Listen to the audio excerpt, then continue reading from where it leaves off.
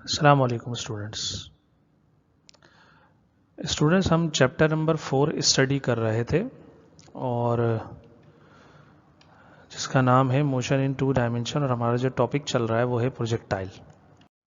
और प्रोजेक्टाइल में स्टूडेंट हमने कई सारे टॉपिक पढ़ लिए। लास्ट टॉपिक हमने रिलेशन स्टडी किया था बिटवीन आर एंड एच, मतलब रेंज एंड हाइट। आज का बहुत यूनिक सा टॉपिक है स्टूडेंट, जिसका नाम है प्रोजेक्टाइल ट्रेजेक्ट्री। अब स्टूडेंट ये ट्रेजेक्ट्री का क्या मतलब है?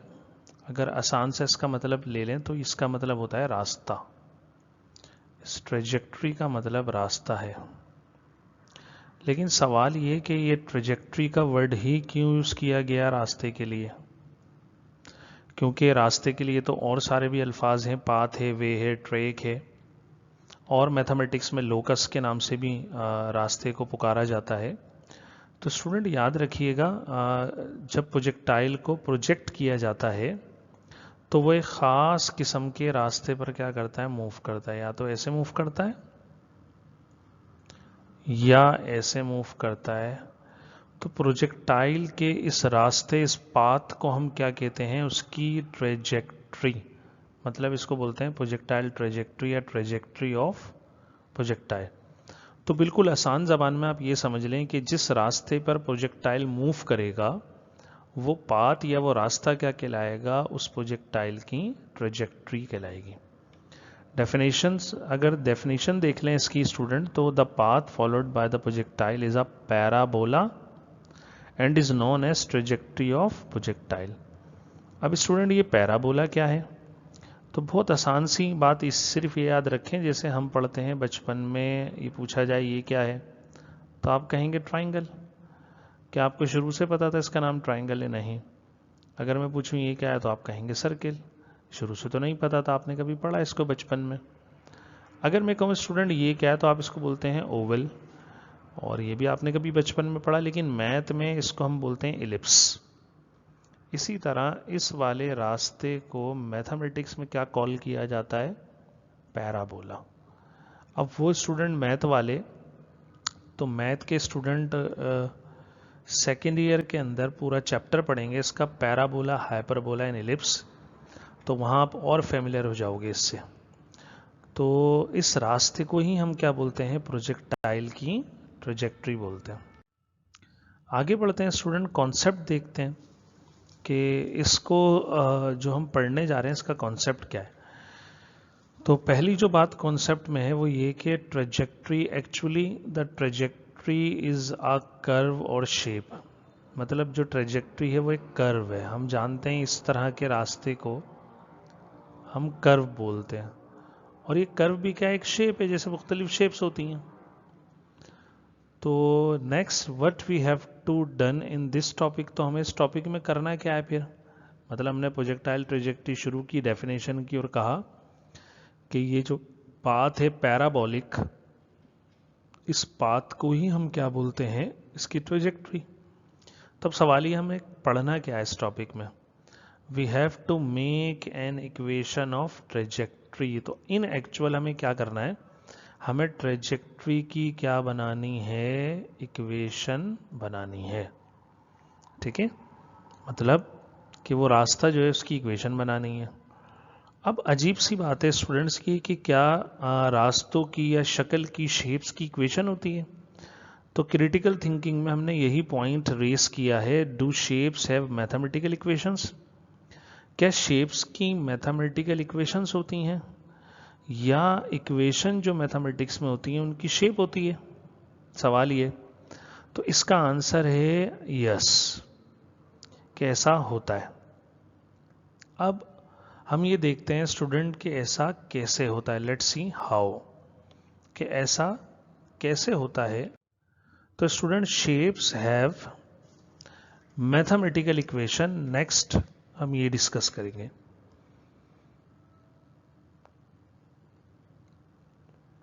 अब स्टूडेंट्स, क्या हमने कभी ऐसे पढ़ा है कि क्या हमने कहीं इक्वेशन की शेप फॉर्म की है, या हमने जो शेप थी उसकी इक्वेशन बनाई है? तो स्टूडेंट बिल्कुल ऐसा हमने किया है। अब हम आप सोचेंगे कहाँ किया है, तो मैं कहूँगा आपने ग्राफ प्लॉट किया था। अगर आप मैट्रिक क्लास 10th क्लास को याद करें तो एक मैथमेटिक्स में क्वेश्चन भी आता था, ग्राफ से सॉल्यूशन सेट आपको फाइंड करना होता था। तो वहाँ पर याद कीजिए आप कुछ इक्वेशंस लेते थे like x plus Y is equals to 10, और इस इक्वेशन में से x और y की वैल्यू कैलकुलेट करके आप क्या करते थे, इनको ग्राफ के अंदर पुट करते थे। तो कुछ पॉइंट मिलते थे आपको x और y के। जब आप इन पॉइंट को ज्वाइन करते थे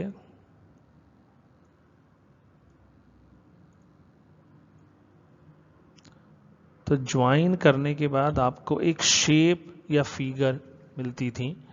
अब मैं कहूँगा ये शेप है, और इस शेप का नाम क्या है स्टूडेंट? इस शेप का नाम है लाइन। मतलब आपको जो इक्वेशन मैथ्स में गिवन होती थी, जब आपने उसकी शक्ल बना के देखी, ग्राफ में शेप फॉर्म करके देखी, तो वो शेप क्या बनी उस इक्वेशन की? लाइन बन गई स्टूडेंट्स। तो पता ये लगा कि इक्वेशन की शेप होती है, शेप के पीछे क्या होती है? उनकी इक्वेशंस होती है।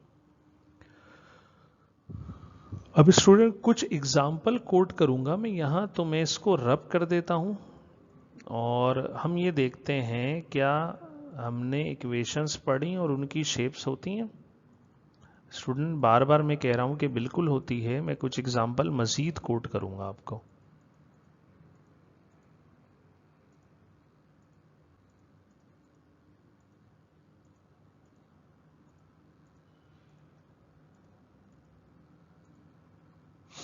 जैसे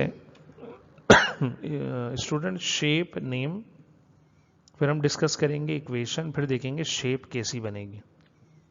जैसे लाइन, तो स्टूडेंट इस तरह की इक्वेशन लाइन की इक्वेशन होगी। अब आप आइडेंटिफाई कैसे करेंगे? तो वैसे इसको मैथ में पढ़ेंगे, लेकिन मैं समझा देता हूं। अगर आपके पास 2 वेरिएबल इक्वेशन हो और उसके अंदर पावर उनकी क्या हो? 1 1 हो, तो स्टूडेंट ये जो भी इक्वेशन होगी, जब आप इसकी शेप बनाने की कोशिश करेंगे ग्राफ में, तो वो शेप आपको क्या मिलेगी? लाइन, इस तरह की लाइन दिखेगी। इसी तरह आपने सर्किल पढ़ा है। ये सर्किल की इक्वेशन भी बिल्कुल लाइन जैसी है, बस जो वेरिएबल है उनकी डिग्री कितनी है, ठीक है, सेकंड डिग्री है, या उनका ऑर्डर कितना है? सेकंड ऑर्डर है। मतलब अगर क्वाड्रेटिक इक्वेशन हो, 2 पावर को हम क्वाड्रेटिक बोलते हैं, इन 2 वेरिएबल्स, वेरिएबल कितने हो? 2 हो, तो वो इक्वेशन आपके पास क्या कहलाएगी?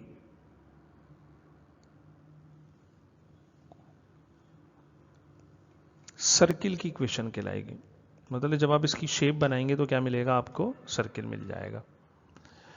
इसी तरह स्टूडेंट एक एग्जांपल और, एलिप्स या ओवल जिसको आप जानते हैं, इसकी equation X square over A और plus Y square over B is equals to 1। और ये एलिप्स भी आपने देखा है, जो आम हमारी ज़िंदगी में अंडे की जो अमूमन शक्ल होती है, एग की जो शेप होती है वो ऐसी होती है। मतलब अब इस टॉपिक में स्टूडेंट समझाने का मतलब ये है कि शेप की इक्वेशन होती हैं, या इक्वेशन की क्या होती है? शेप। अब हमारे पास क्या मौजूद है? तो स्टूडेंट हमारे पास अभी मौजूद है, ठीक है, शेप। हमें क्या फॉर्म करनी है? उसकी इक्वेशन। मतलब कि हमारे पास एक ट्रेजेक्ट्री मौजूद है, उसकी हम ये बनाना कि देखना चाहते हैं कि उसकी जब इक्वेशन फॉर्म होगी तो कैसी होगी।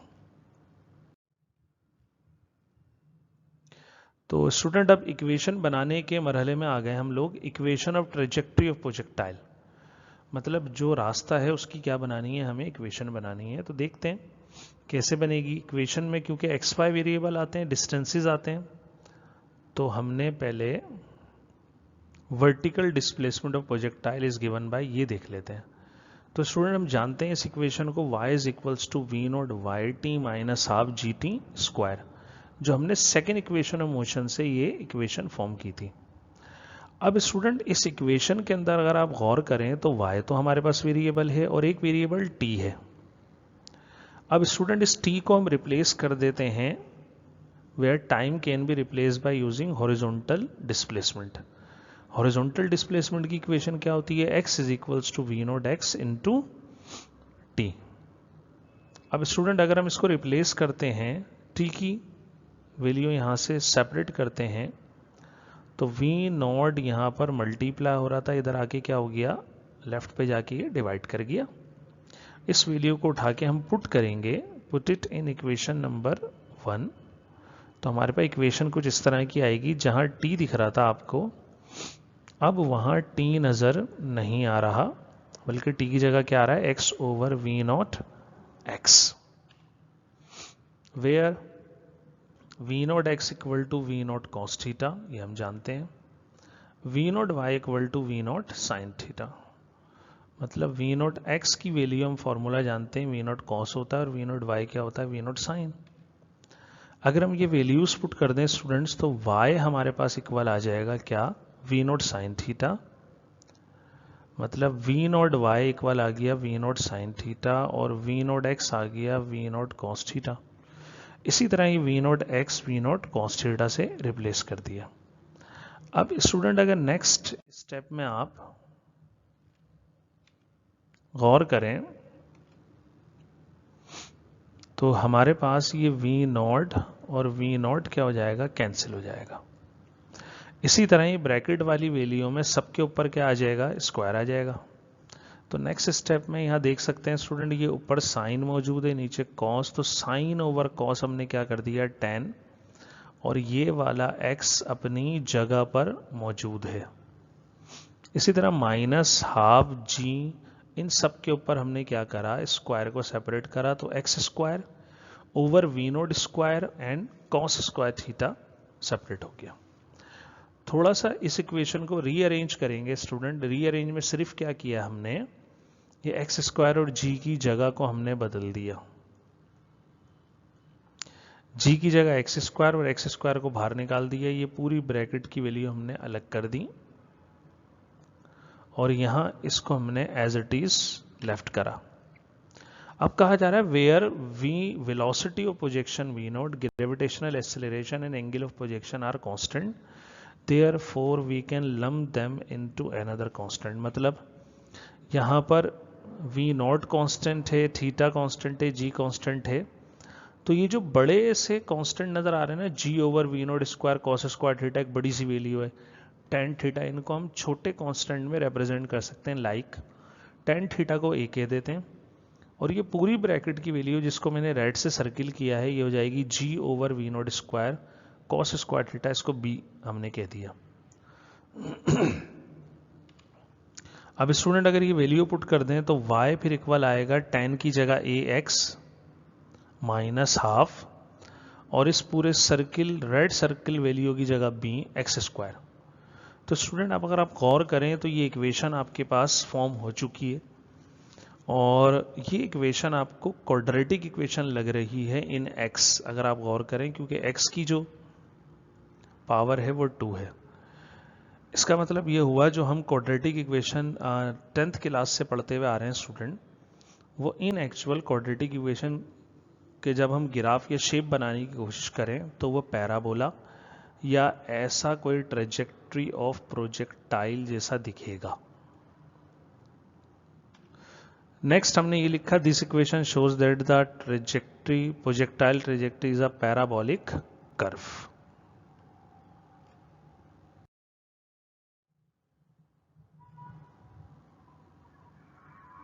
स्टूडेंट नेक्स्ट अब हम इसके न्यूमेरिकल्स की तरफ चलेंगे, क्योंकि इसकी डेरिवेशंस वगैरह ऑलमोस्ट एंड हो गई हैं। तो न्यूमेरिकल प्रॉब्लम्स हम देखते हैं, और न्यूमेरिकल प्रॉब्लम में पहले मैं आपको न्यूमेरिकल प्रॉब्लम का कॉन्सेप्ट समझाऊंगा स्टूडेंट्स। तो पहले हमने यही कहा है, we will discuss the following 2 types of projectile numericals. हमारे कोर्स में भी ये 2 टाइप के न्यूमेरिकल हैं, बुक में भी हैं। और वो 2 टाइप के न्यूमेरिकल क्या हैं? पहला तो ये है स्टूडेंट, अगर आप इसको देखें तो ये हाफ प्रोजेक्टाइल भी आप बोल सकते हैं उसको। मतलब जो हमने स्टडी किया है वो प्रोजेक्टाइल कुछ ऐसा होता है, ये कहलाता है student ground to ground projection.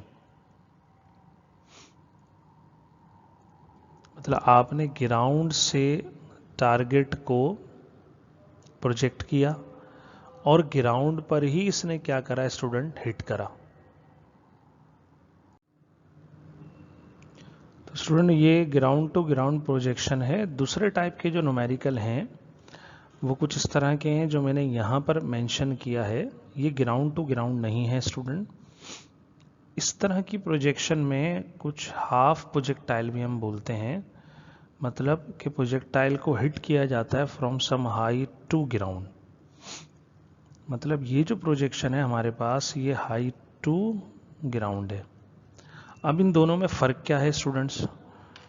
तो स्टूडेंट जैसे ये ग्राउंड टू ग्राउंड की मैंने डायग्राम यहाँ पर, ठीक है, डिस्प्ले कर दी है।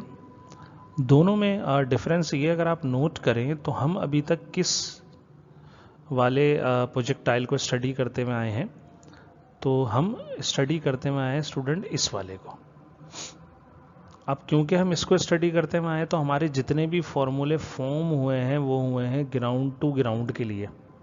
मतलब जब आप ग्राउंड टू ग्राउंड की बात करेंगे तो आप time T, maximum time height पर पहुंचने का, टोटल टाइम टी, इसी तरह आर, एच, ये फॉर्मूला आप यूज़ करेंगे जो आपने बनाए हैं।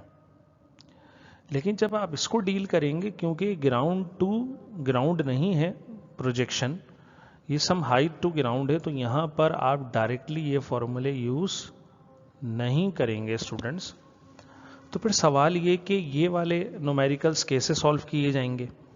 तो स्टूडेंट बड़ा सीधा सा जवाब है, उन्हीं इक्वेशन से जिनसे ये फॉर्मूले बनाए गए थे। क्योंकि मैंने आपको लास्ट लेक्चर्स में बताया वो जो 6 इक्वेशंस मैंने बनवाई थी वो बेस हैं पूरे प्रोजेक्टाइल की। तो हम वो इक्वेशंस डायरेक्टली डील करेंगे। जैसे आपको यहाँ पर ये हॉरिजॉन्टल डिस्टेंस निकालना है तो आप x की इक्वेशन अप्लाई कर दें।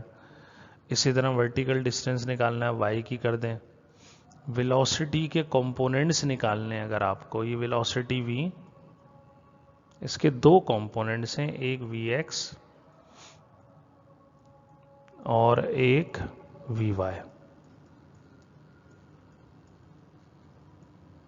तो स्टूडेंट इनके कंपोनेंट के फॉर्मूले लिखवाए थे मैंने, उनसे हम इनको क्या करेंगे, कैलकुलेट करेंगे। मतलब कि पहले टाइप का जो हमारा न्यूमेरिकल्स चलेंगे वो चलेंगे ग्राउंड टू ग्राउंड वाले, फिर चलेंगे सम हाइट टू ग्राउंड। तो मैंने इनको 2 कैटेगरी में क्या करा है, डिवाइड करा है according to our syllabus.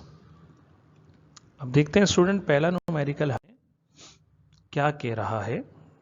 Student पहला न्यूमेरिकल केस 1, जिसको मैंने ग्राउंड टू ग्राउंड जर्नी कहा, याद रखिएगा इस तरह के न्यूमेरिकल में हम अपने ड्राइव्ड फॉर्मूलाज क्या करेंगे, यूज करेंगे। तो हम यूज करेंगे यहां, यूज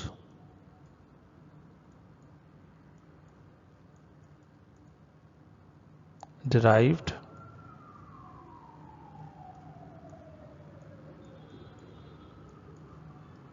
फॉर्मूला।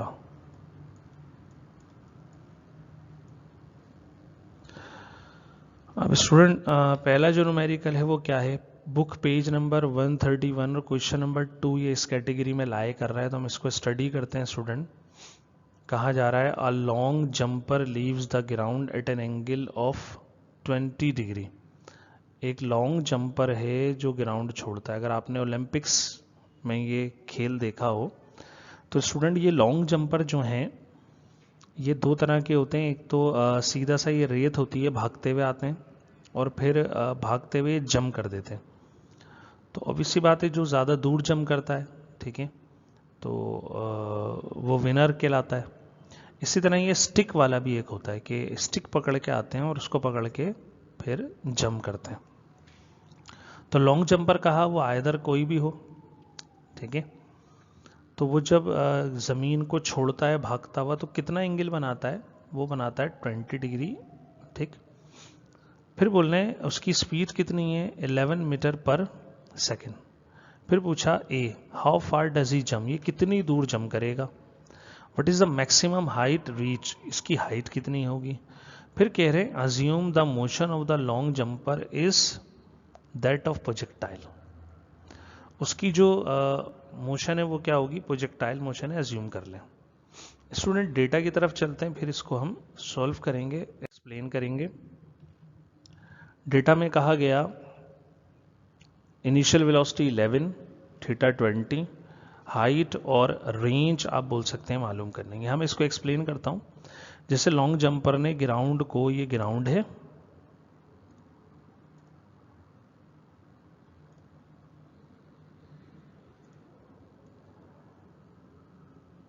ये स्टूडेंट ग्राउंड है, और ये लॉन्ग जंपर भागता हुआ आता है और यहां से सपोज करें इसको लीव करता है, कितना एंगल बनाता है 20, और फिर इस तरह से कूद जाता है।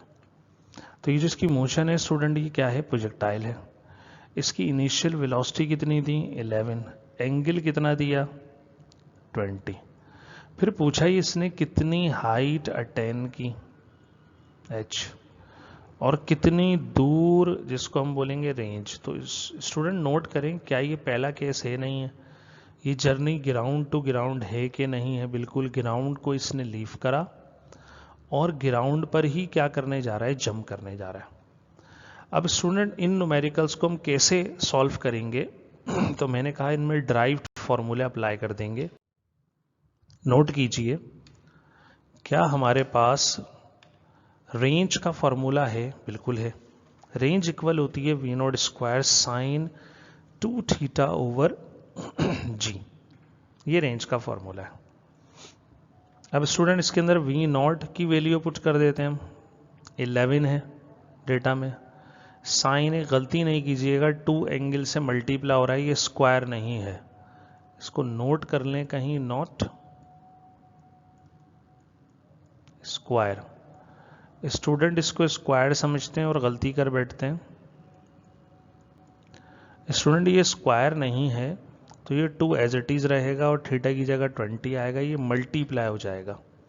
तो स्टूडेंट 11 स्क्वायर 121 साइन 40 टू 20 से मल्टीप्लाई हो गया 40 और डिवाइड में 9.8 अपनी जगह पर। जब हम इसको मल्टीप्लाई डिवाइड करेंगे तो आंसर आता है 7.94 मीटर्स, ये रेंज आ गई। मतलब लॉन्ग जंपर इतनी दूर जाकर हॉरिजॉन्टल डिस्टेंस कवर करेगा। नेक्स्ट आते हैं स्टूडेंट हाइट की तरफ। हाइट का formula V naught square sine square theta over 2g। Student ये स्क्वायर है। अब सॉल्यूशन के पॉइंट ऑफ व्यू से मैं आपको बताता हूं कि जब आप इसको न्यूमेरिकल में यूज करें फॉर्मूले को तो कैसे लिख लेंगे। आप इसको ऐसे लिख लीजिएगा, वी नॉट पर भी आपको स्क्वायर दिख रहा है और साइन के ऊपर भी क्या दिख रहा है, स्क्वायर दिख रहा है। तो आप वी नॉट और साइन थीटा का क्या कर देंगे, होल स्क्वायर कर देंगे, और डिवाइड में 2g एज इट इज। ऐसा क्यों किया, ऐसे एक तो आपके मिस्टेक के चांसेस मिनिमाइज हो जाएंगे, दूसरा कैलकुलेशन हमारी आसान हो जाएगी। अब आप वैल्यू पुट करें तो 11 sine 20 whole square divided by 2 और g की जगह 9.8। हमने 11 को साइन 20 से मल्टीप्लाई करा तो 3.76 स्क्वायर आया, डिवाइड में 2 मल्टीप्लाई 9.8 19.6। स्टूडेंट स्क्वायर लेके डिवाइड करा तो आंसर हमारे पास बना क्या, 0.722 मीटर। तो स्टूडेंट ये हमारा आज का लेक्चर था जिसके अंदर हमने बहुत ब्रीफली ट्रेजेक्टरी ऑफ प्रोजेक्टाइल को देखा, और दूसरा हमने न्यूमेरिकल के कॉन्सेप्ट्स को देखा कि न्यूमेरिकल किस तरह से अप्लाई होंगे या कितनी कैटेगरी के न्यूमेरिकल मौजूद हैं, और तीसरा हमने एक न्यूमेरिकल फर्स्ट केस का सॉल्व करके देखा। तो स्टूडेंट अब इस चैप्टर में हम न्यूमेरिकल करेंगे प्रोजेक्टाइल के, जिसमें आगे कुछ न्यूमेरिकल्स जो हैं हमारे पास फर्स्ट केस के आएंगे और कुछ न्यूमेरिकल्स हमारे पास सेकंड केस के आएंगे। तो स्टूडेंट इंशाल्लाह फिर नेक्स्ट सेशन में हम आपसे मुलाकात करेंगे।